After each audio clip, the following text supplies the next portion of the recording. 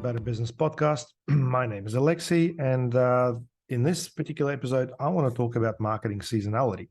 Now, a lot of small businesses last month have experienced quite a big drop in terms of leads, and many have reached out asking what's going on. Well, there's actually a few factors that have actually contributed to it, but I think it's important to understand the whole seasonality before sort of jumping into that. So, what's marketing seasonality? Marketing seasonality is really more to do with some of the seasonal factors that impact the overall consumer behavior when it comes to your business. For example, going into Christmas, for example, particularly in the small business segment of the market, results in people just being unavailable to purchase. They're just too busy with their day-to-day stuff, taking holidays and whatnot. There are some distinct times of the year, like, for example, the end of financial year, where people, especially in the larger sort of businesses, are too busy focusing on their finances in the end of financial year, as opposed to doing some other things as well. So if you sort of look into the whole seasonality side of things, obviously there's pros and cons to it, but being aware of the seasonality of your business and businesses around you definitely helps you do better in marketing.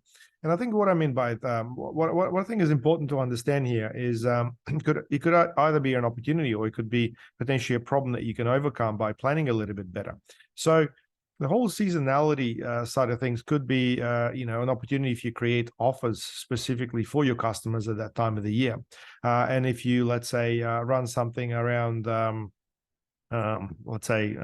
of spring sale, and there's basically a change of season, you could potentially wrap up your marketing specifically around that and tailor it to the consumer behavior. Now, the change of season, particularly in places like Brisbane, which is where I am, very much felt by a lot of consumers. And, when you're going from hot to cold, people start to behave very differently. So what happened last month, in the month of April, we had the 2 weeks school holidays, which is obviously another very important point, where a lot of small business owners have, gotten away with their kids or spend the time with their children at home, where they really didn't think about purchasing things online and making inquiries to do things. Now, on top of that, we've obviously got quite a big impact, and this is not so much seasonal, but more economic, where interest rates have been on the rise around Australia for quite some time. And this obviously affects buyers' decision-making, which is where now the potential buyers are thinking, a lot harder before they make a decision. And typically what this comes down to is that the market is still there. It's just the market behaves very differently. If you look at the Google Ads campaigns, for example, which is really all about the search volumes, they've probably dropped 20 to 30% in terms of volume. Now, in terms of inquiries, if you keep running those same campaigns using the AI tools from Google, and that is one of the problems that I'll allude to in a minute, those campaigns just stopped to perform, and the leads were dropping by 50 to 80%. It's crazy. But essentially what happens is, if you look at the whole AI side of things that Google tries to push, and obviously Facebook as well, they do relate on big data. They do relate on consumer traits. And I think the one big thing that Google hasn't taken into consideration is how much longer it would take for people to pull out their wallet and make a decision. And instead, they were basically taking a lot more time. So this has really ruined the whole Google Ads side of things for a lot of businesses. Now, luckily, if you have an agency working with you, they can basically overcome these things by putting together a different strategy and tailoring the campaign more specific. So my biggest advice overall is, if you're using only AI tools and you're using Google Ads and Facebook and so on autopilot, just make sure that you consider the seasonality and external factors when it comes to those campaigns, because they can actually be affected quite a fair bit. On top of everything else, in April, we've had the Anzac Day long weekend. We had the Easter long weekend and a Good Friday. And overall, this obviously creates more and more disruption. So overall, the month of April is definitely the one to look out for. And if you're thinking about marketing seasonality, make sure that you do something around that. I guess what I would recommend doing is, if you know something like that's going to happen, reach out to your customer base beforehand. And I guess the most effective way, in my opinion, would be things like email marketing, because you can reach every single person and potentially activate them and let them know as to what you're doing and get some feedback. Now, if you're not doing email marketing as a small business, that is a huge opportunity. And I find for some reason, people just don't realize that, if you go to every single online store, they've got a name and email capture with some sort of an offer or a new client offer or something like that. But for some reason, if you go to a small business website, there is no name and email capture.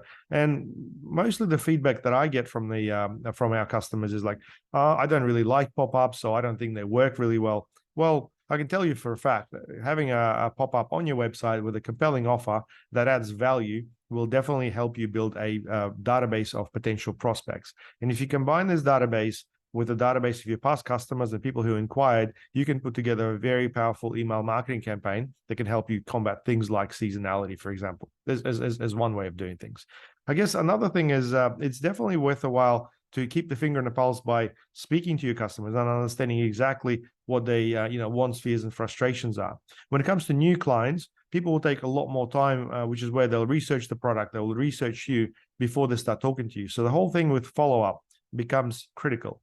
I mean, when it comes to small businesses and lead gen campaigns, most business owners would know that it's 60 to 80% follow-up that actually makes the actual sale. So make sure that you understand the factors and you factor this into your conversations or even the follow-up process, which you can somewhat automate by using email forms, CRMs, and so on and so on.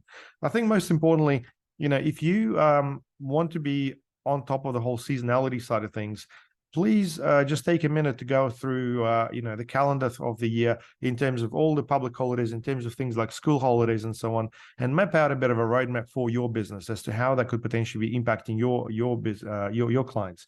And I think if you sort of look back and assess the people that you've worked with, have a look at those customers, try to understand how they came along. If you don't know, you may as well, pull out the phone and give them a call, because it's very important to get the feedback to find out exactly how people found you in the first place, whether they've been referred, whether they did a Google search and whatnot. And this would really allow you to assess your marketing and find out, what's working and what's not working as well. I guess, we found that overall the market's very fluid, and some areas of Brisbane behave very different to the areas, across the region. So running campaigns in the same sort of areas with a similar message over time basically has been impacted quite severely by all the seasonality, and the month of April has been terrible. Looking into, other geographical locations, different customer profiles, having a different message, focusing more on the affordability of the service has certainly allowed us to make better results. So I guess the good thing about all this seasonality, when it's affecting everybody, you've got a great opportunity to get ahead of the competition and really get some big wins.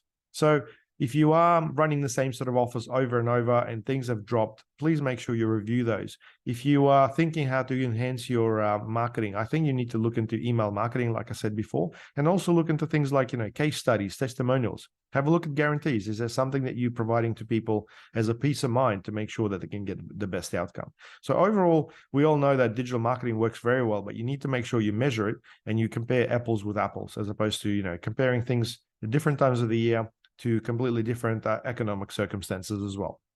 Anyway, guys, I hope this, provided you with some key information in relation to understanding what happened with April as a month for small businesses, because I'm sure most of you have felt the pinch. And, the month of May is looking pretty good. However, obviously, going into winter, some things will be changing further. So guys, keep the finger on the pulse. Make sure you talk to your agency. And if you guys are looking for more tips, please feel free to reach out and comment below. If you enjoy these podcasts, make sure you subscribe. And guys, I'd really appreciate that. I am aiming to get, over 100 subscribers on this podcast by the end of the year. I know it's not a lot, but at the same time, I'm trying to keep it fairly holistic and keep the message clean. Thanks very much for listening. And I hope to see you soon.